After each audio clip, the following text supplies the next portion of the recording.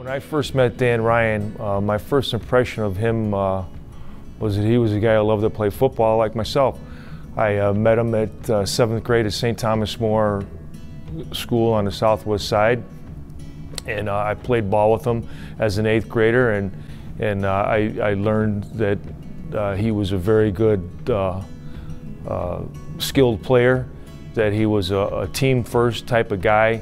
He was all about the team, all about playing hard, and all about playing football. When Dan was a junior, he suffered a serious knee injury during late in the season.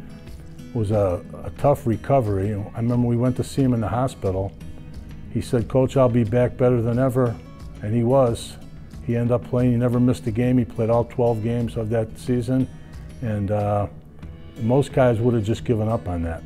So his determination was something that really stood out. His job as being a captain of the defense was to make the calls, make sure everybody got lined up. But his captain's job meant more than that.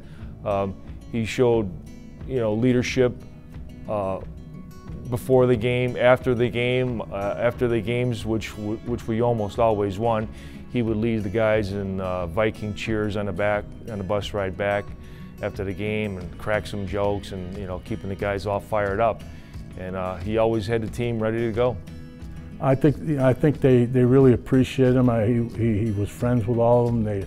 They enjoyed being around him. He was an intense player.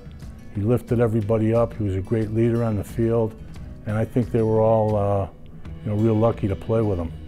One day in 1978, when we were playing Brother Rice for the second time, and this was the right to go to the Prep Bowl.